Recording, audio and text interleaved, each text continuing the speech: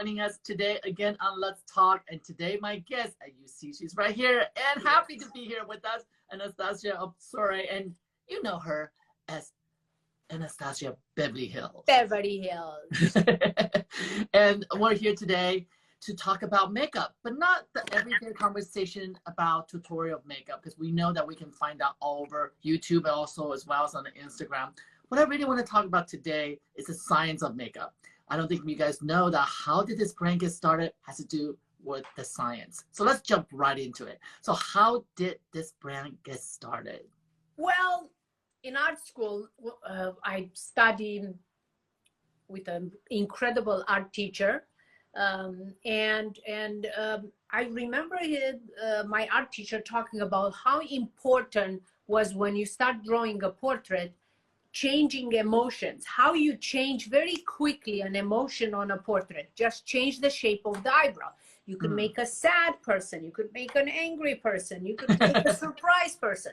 So we studied the Leonardo da Vinci theory that he in all his paintings and all his art, he included the golden ratio. He used golden ratio to create his amazing paintings.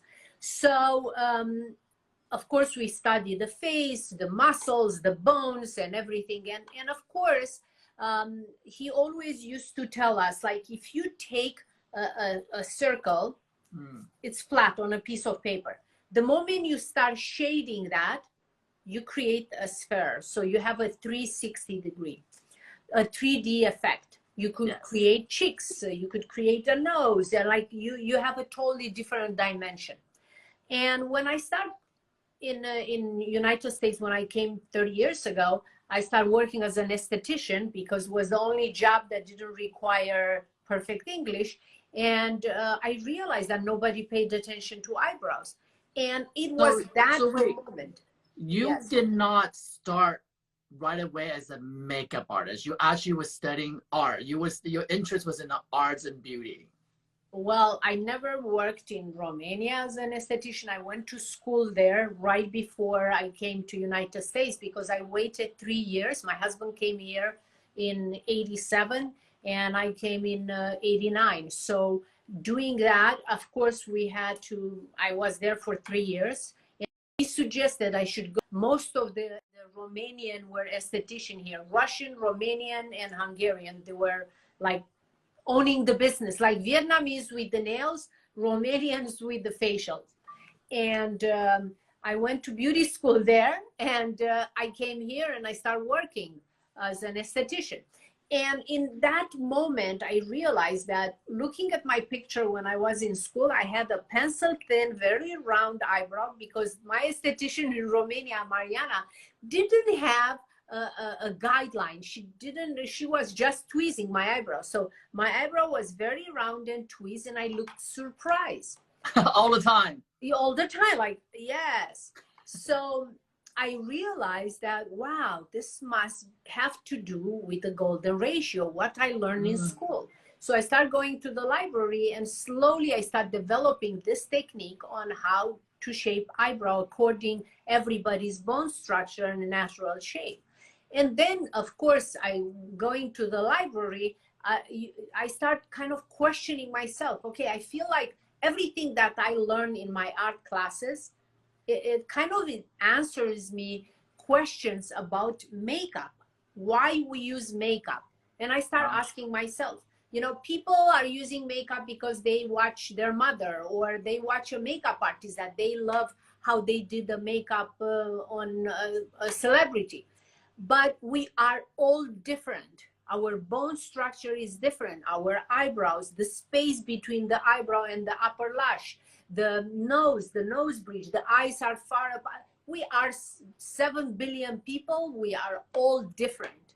It's a mixture of culture, a mixture of ethnicity. So this golden ratio is applied to, when you do eyebrows, you apply to everybody according their bone structure. So it's suited for everyone, for me or for Nancy or for Judy or for anyone. And I love you say that about golden ratio because I study graphic design art before So I you got understand photography. Yes. So when I do work in photography, a lot of it's influenced by architecture, which then influenced by the golden ratio. And once you have that golden ratio understanding and a vocabulary in your mind, it becomes second nature, right? You begin to understand things are not in balance. It's not simply because one's larger than the other. It has to do with the relationship of one size to the other. So that's understanding that concept of golden ratio. It's so powerful to begin understanding how to do makeup. Well, so this is how I describe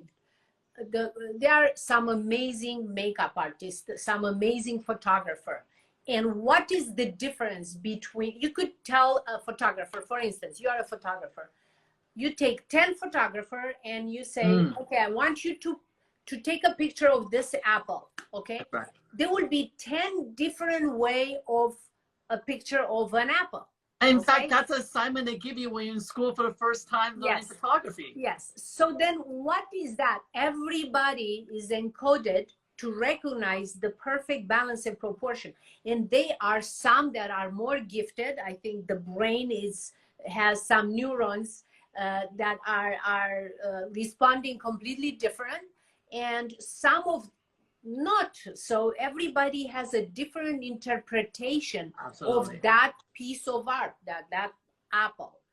The same with makeup artists. Makeup artists, I realized at the beginning in my career, I mean, they were incredible makeup artists that they will transform a celebrity in something incredible. But I wanted not only to create products, I wanted to give an explanation why you need to use this product and how to use it.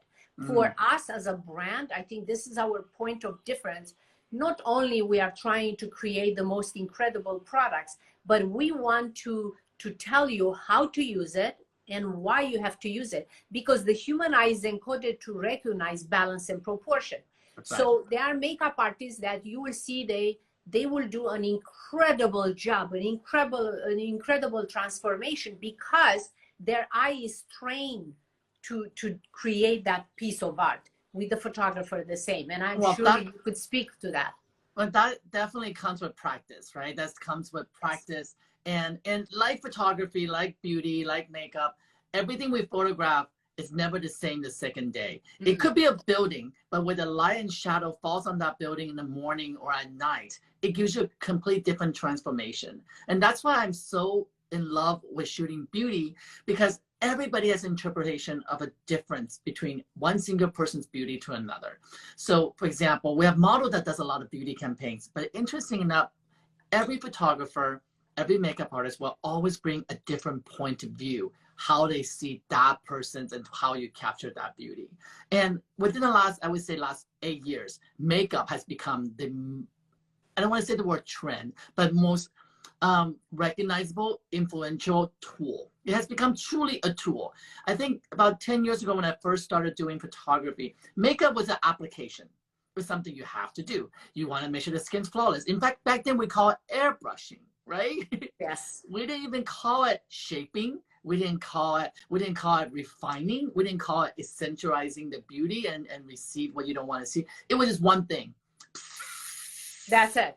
Yes. And everybody felt the same.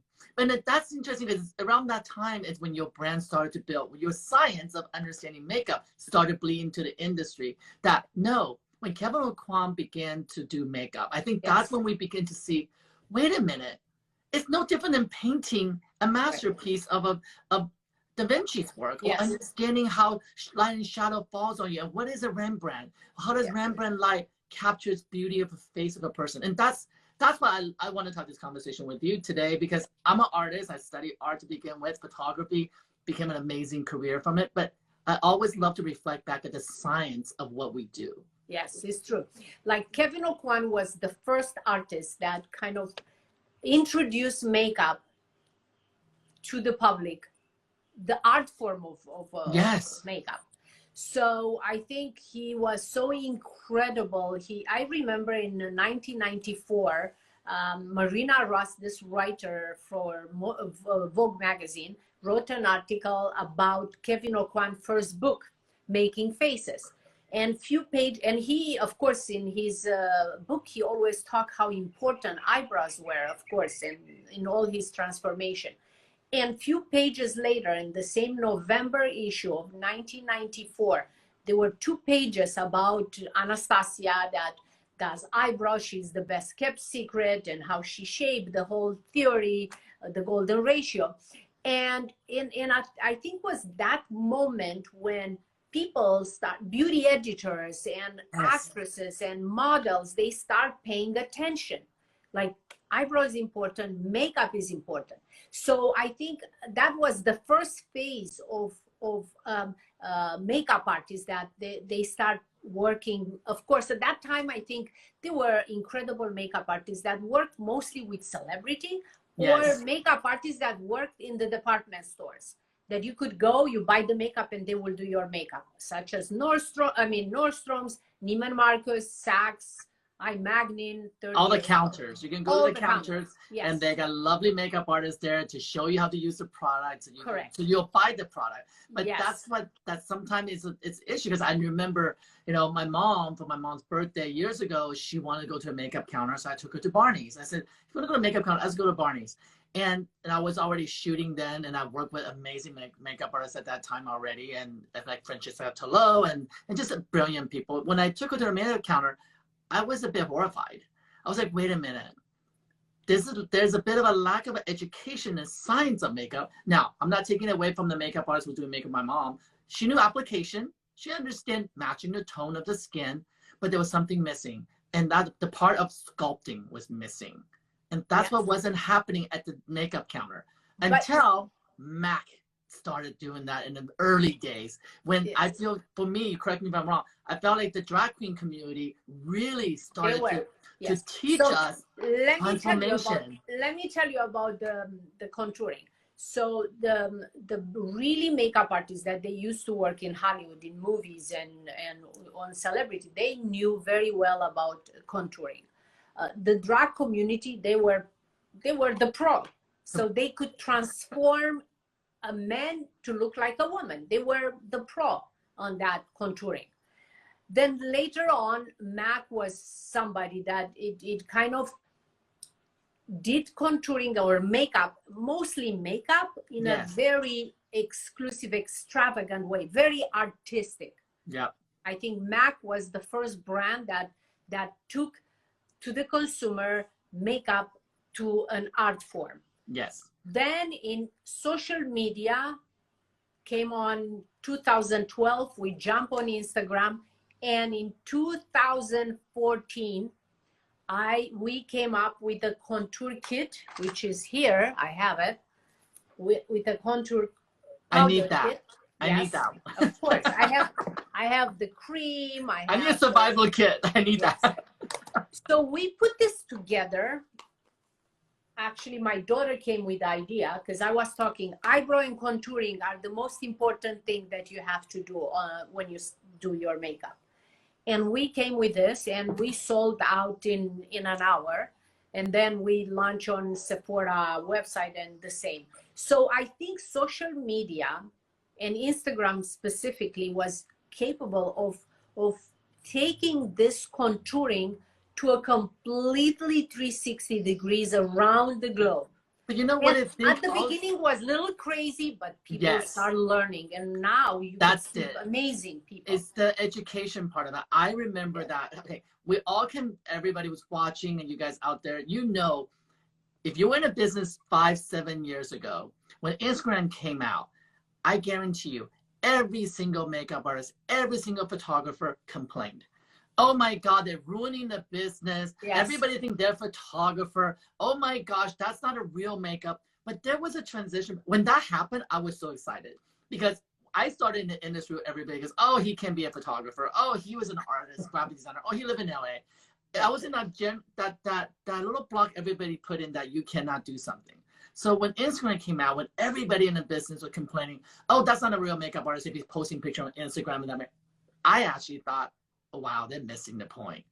The point is exactly the same as early YouTube, where everybody did not reflect back on how YouTube have changed the way we communicate and watch shows. Instagram was doing that in the beauty business, in the fashion business, that I saw it coming. Yes, at first it was all the kitty cats and doggies and happy animals, but beauty and reflection is what we all live and love every day. We get up first thing in the morning, what do? We wash our face, we clean. Skin routine, whether you have one or not, it's still routine, right? Some people just put soap on their face or hot water, they're gone, and other people take more time. And when I saw that started to happen, I was so fascinated. I was so fascinated to see what is going to happen. And then I saw your Instagram start to happen. And it was funny because we had dinner one night and I asked you, how did this came about? You told me, I gotta give credit to my daughter. Yeah. Because it was the one. You truly have to embrace the generation who understood this technology has so much future. And she was way ahead of her time. Oh, the fact that, and listen, I'd be the first to admit when your guys, when Anastasia Beverly Hills started posting images of eyeballs that's overdone or lips, it's crazy. People were like, oh, that's crazy. That's not makeup. That's not applicable.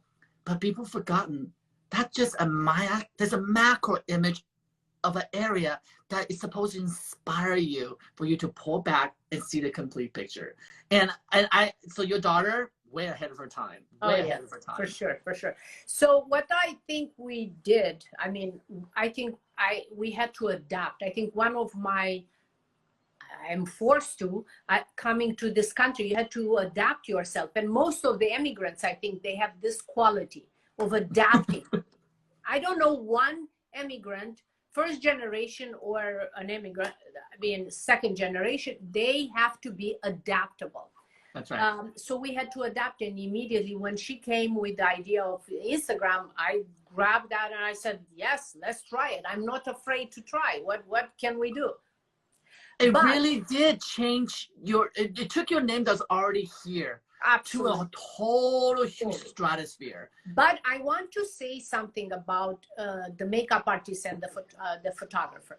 So in makeup, what it happened, when we started on Instagram and we start posting, people that they were not makeup artists, they love to play with makeup. At the beginning, they were okay. I mean, they did some mistake. The camera wasn't the best. And all the real makeup artists that they were working in Hollywood with the biggest celebrity, that they were incredible makeup artists. Their eye was already formed, trained, practiced, because those people work for years and years. It's makeup, it's all about practicing. Right. And they were not that happy because the other people that they were on Instagram doing makeup on themselves. So then 5 years later, the ones that are influencer, they are on Instagram, they are doing incredible job. If you go back 5 years ago, the way they did their own makeup 5 years ago, it's a completely different story. They learn the camera is better. They learn to use the light, so they are good photographer. They learn what is good, what is not good. And what else? There are few type of makeup artists right now. There are people, amazing makeup artists that are in Hollywood, and they work with the biggest celebrity. Those are people that know how to do makeup on somebody else.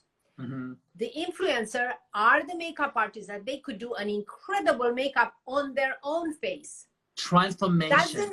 Doesn't mean that they could do on somebody else the same thing, because it's a different dimension. You know what I mean? So the makeup artists, the real celebrity makeup artists, they are amazing to create an incredible face on somebody else. On themselves, like me, I mean, I'm a lot, you don't have the patience to do what you need to do and what you could do on other people that you could do on yourself. The influencers, they could do incredible makeup on their face, but they have little hard time to do on somebody else because it's the other dimension. It's the same thing when you take a picture and you look at yourself versus you look at yourself in a mirror. It's the flip image. Right. And it's a completely different look. It's a different dimension. But altogether, I think Instagram, it kind of put so much emphasis on makeup and took makeup to a different level, to an art form.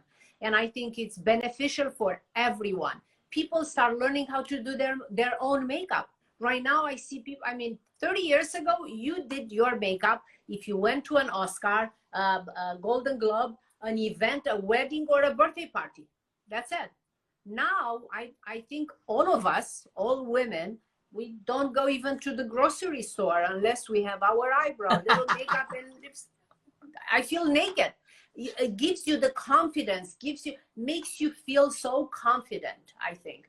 Once you start learning how to do your hair, how to do your makeup, I think gives you power.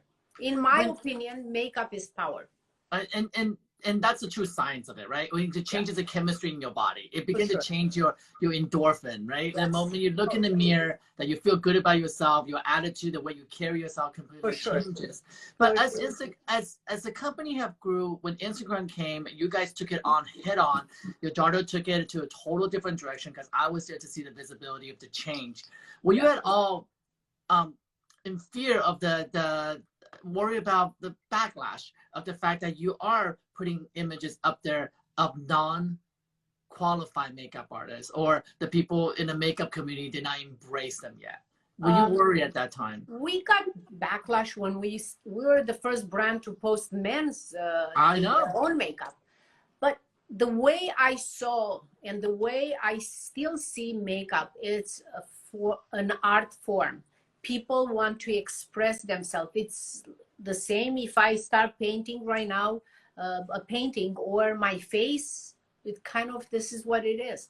I don't think, look, we don't have a fear. We don't have fear. Once you are an immigrant, you take the courage to come in this country without speaking the language. You have no fear, okay? You are willing to try everything. And you did. And then what a successful way to really break the internet of educating people about makeup. Because now it's all about education. Because now that the influencers are now in the category of respect, because I think that's all we want in industry is to be respected, right? To be embraced. And now I have to say, you guys have no choice out there but embrace them, because they are pushing the product out there. They are the influencers that you're right. They learn to put makeup on themselves. So you watch that and go, I can do the same on me. Because I'm not sure how many people can say, oh, I can look like Anne Hathaway. But they can say, I can look like her who did an Anne Hathaway version of makeup on herself. Therefore, I can do the same. The idea is to create the best version of yourself. You don't need to look like anybody else. You need to look like yourself. But makeup gives you, it's a tool that gives you the opportunity to create the best version of yourself. This is how I see it. And it's fascinating to see what that means too, because there are true crazy transformation. And you know, in Asian culture, your makeup is so popular in the Asian culture because they love we love fair skin. I say we, but I'm not fair skin. They know how to contour and shape.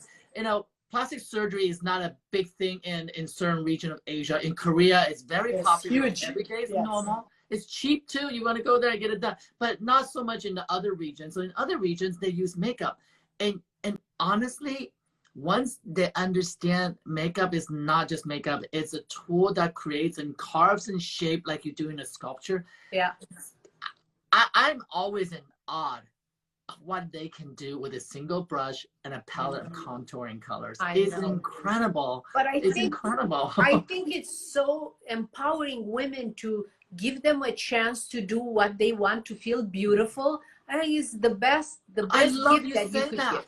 Yes, I love the best gift. The best gift. There are judgments. Let's just use Kardashians, for example. When they first started beating their face, the word beating came from them, right? And I worked with them from the very, very beginning. And they were very supportive of your brand at the very beginning as well. And they are still. You know, and they were the first to contour. And I remember they were on set with me shooting for the very first time. And I was like, I am not sure about this makeup, you guys. I can't see any pores. And I'm used to, everybody says New York makeup is less is more. European makeup, literally don't put lipstick on. You just tap, tap, tap so the lip turns red. And that was my education by the people around me, right? Yeah. And when the Kardashians showed up, they re-educated me what makeup does for them. And I'll tell you, I made one mistake with them. Is that one day They asked me, I want to let you hire your own people to work. And we did. I put a team together, worked on them. And the shoot was successful, but they didn't feel beautiful on the inside. They didn't feel that was how they felt most beautiful. They loved the carving. They loved the contour. They loved the highlight. And I didn't give them that in the first half of the day. Then I keep taking these pictures going, oh my God, what is wrong with me today? I'm not getting it. I'm not hitting it. Then I realized somebody gave them the contour palette. Somebody They didn't feel beautiful. They didn't feel beautiful. And that moment when I realized, there it is. Give the women what they want. It's not about me as a photographer. You're right. No. It's not about me. It's how they feel beautiful.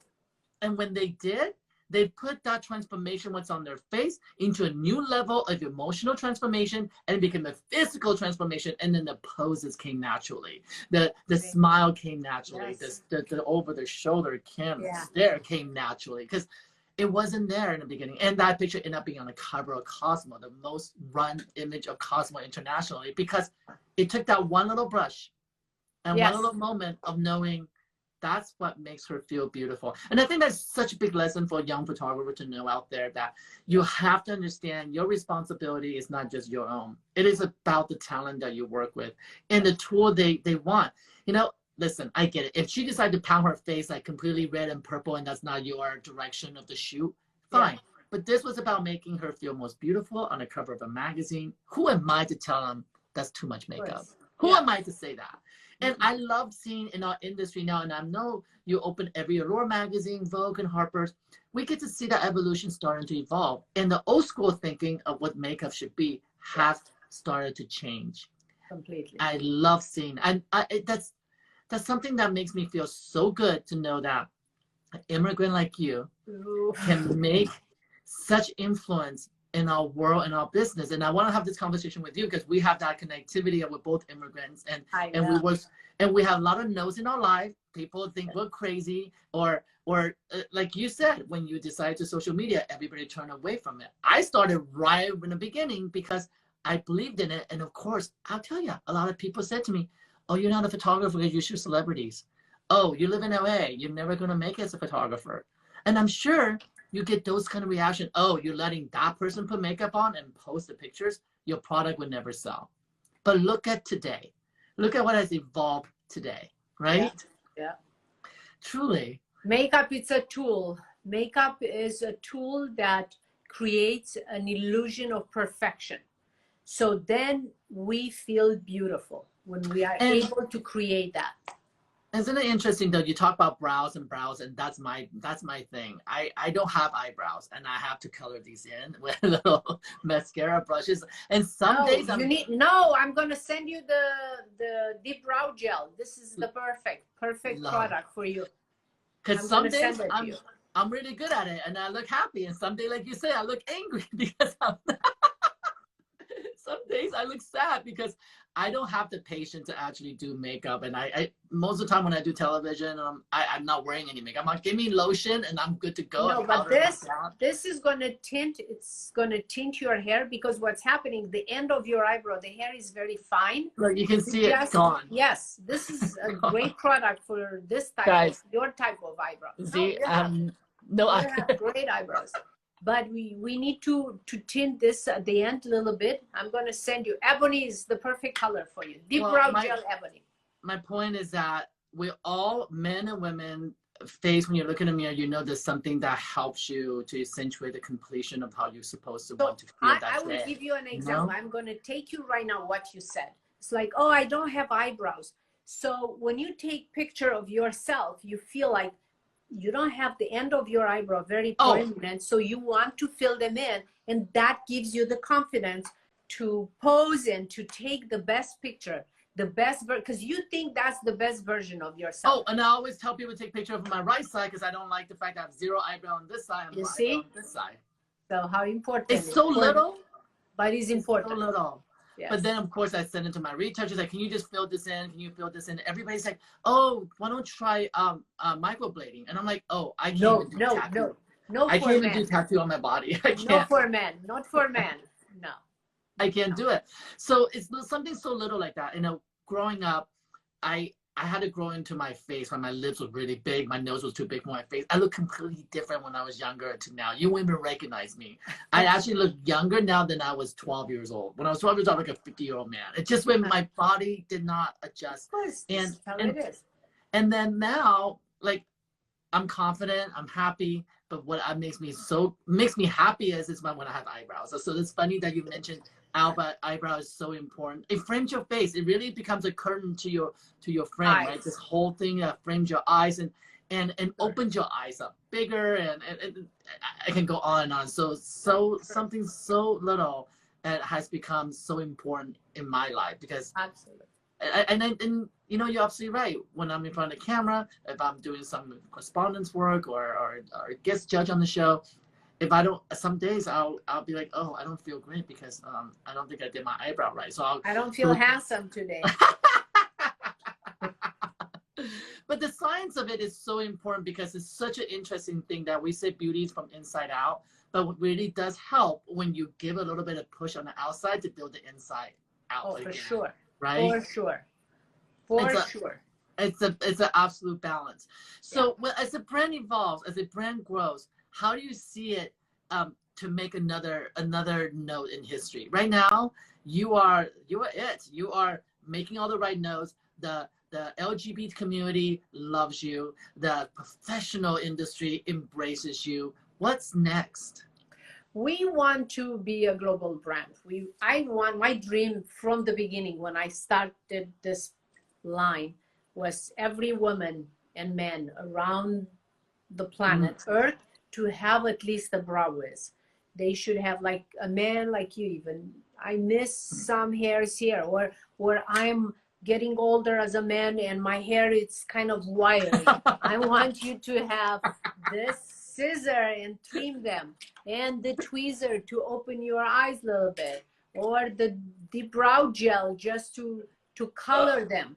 So with age, even younger, older, it doesn't matter. Just everyone around every country, I want to have my brand there. So that's and how many countries? We are on 35 countries right now, so we still have a lot of countries to cover.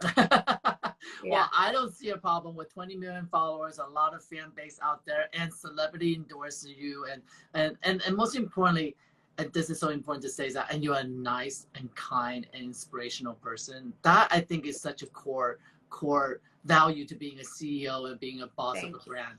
And I remember I heard a couple of your talk recently that you talked about you're inspired by Oprah and what she represents and how she presents a brand. And let's share that with everybody right now, because I think it was such an inspirational talk when you mentioned. Well, I think Oprah is one of the first person that really I got to know really well in when I came here, and she is incredible. Every time when I was and when I am around her, I feel like I learned something from her. She's wise, she's kind, she's just an incredible, smart human being. And I think it's so important for us people to be surrounded by people that you could learn something from.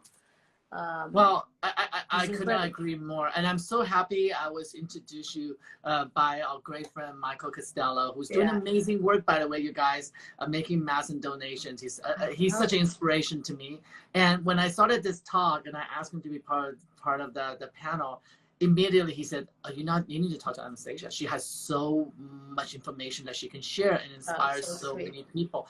And he's absolutely right, because when we had a conversation before we went on live, how much value that you bring is not just about the business part of it. It's about the emotional part of it. And I think sometimes we forget that. You know, the messaging what you hope people to have.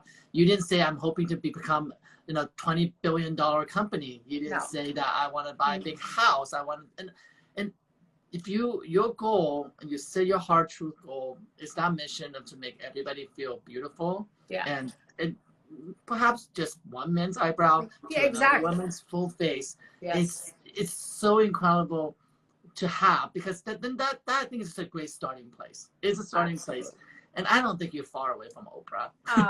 No, I have a long way, but I'm on my way. I'm learning, and I'm hustling. And your daughter, is she in the business? Is she taking over the business in the future? Is she... my daughter is the president of the company. She creates the makeup. I create the products for eyebrows, and together we just work. I mean, to be honest with you, I think the only time when we don't work is when we sleep. But I mean, we love it. We are so passionate for everything we do. I love it. I love. What's one product that every woman or man should have in their...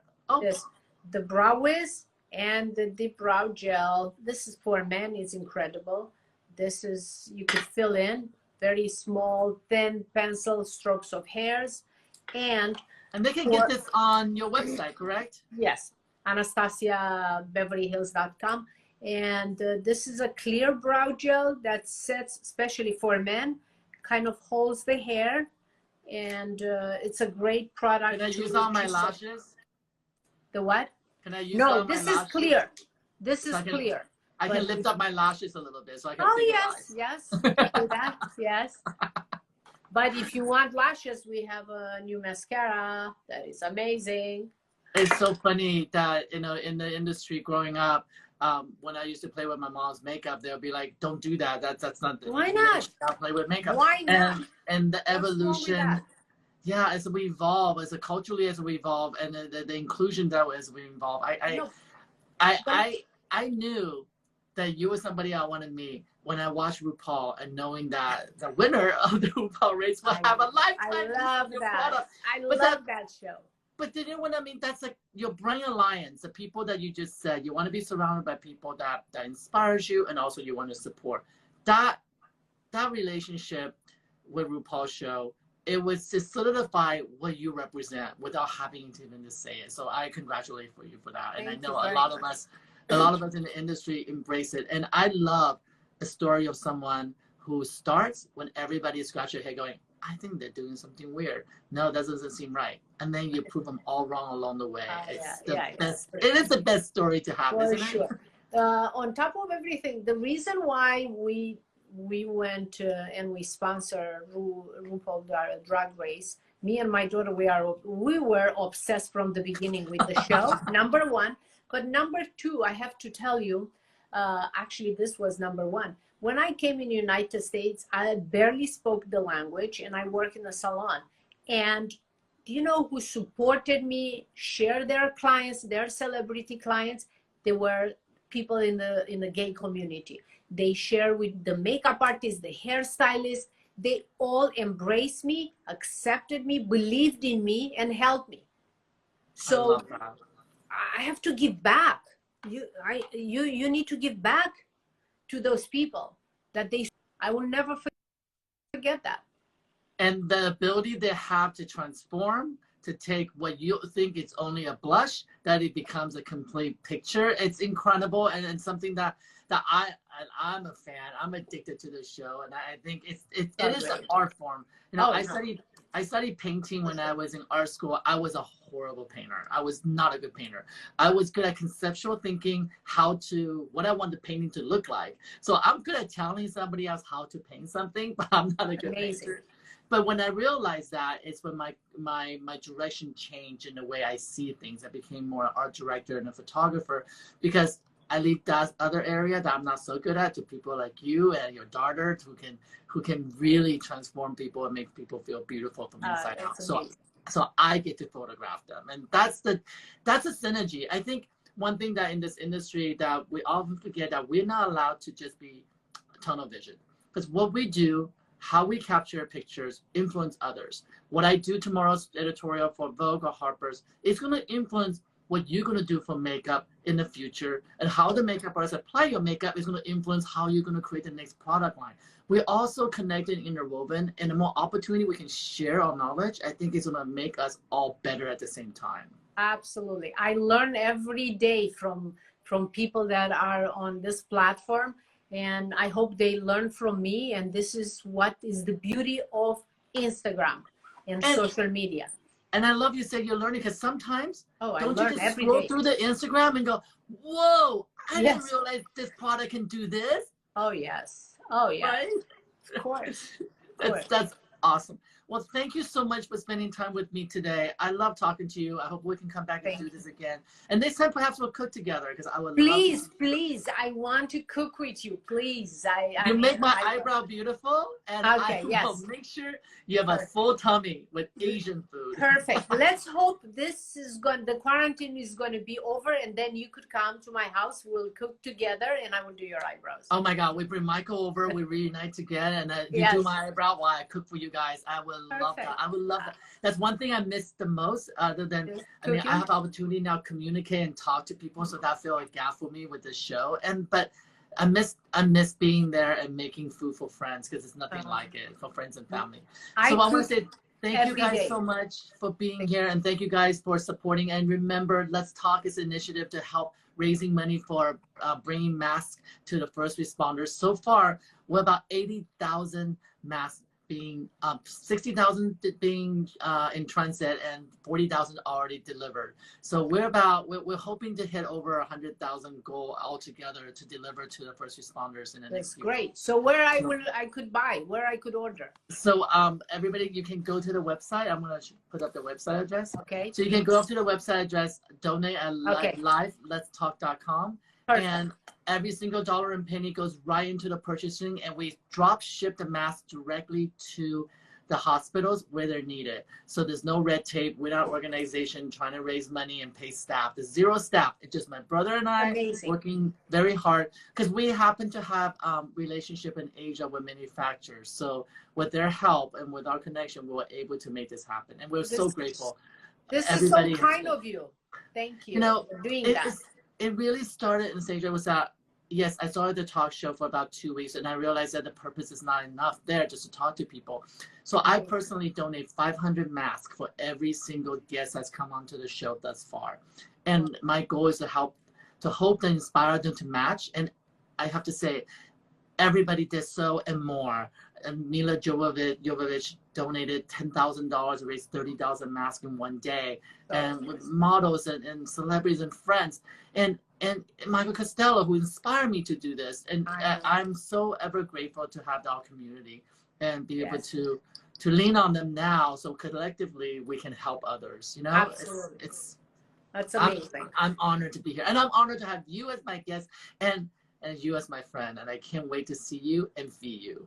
Thank you so much. I love you, and I'm going to go to the website and thank you so much. Donate. And I will text you my address, because I know I'm going to get these brows taken care of, you guys. Yes, absolutely. You see me, I'm not going to have angry brows.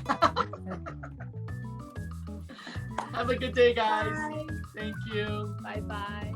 Well, guys, that was amazing. That was Anastasia of Beverly Hills, and I am so proud and so happy to call her my friend. And I want you guys to meet her, for those who don't know her. As an immigrant coming to this country, there's always adversity to go through. Not spoken word of English at the time, building the brand now. That her goal is to go global, and she's almost there. She's there. I think she's there. But I am so happy to have her here. And again, thank you guys again for being with me here today to make every day a little bit more purposeful. And thank you for donations and support on raising money for the mask. I will be back here again tomorrow, and my guest will be Russ Butler from 13 Reasons Why, and I can't wait to share our stories with you. All right, I'll see you guys again, and please be kind and be safe out there.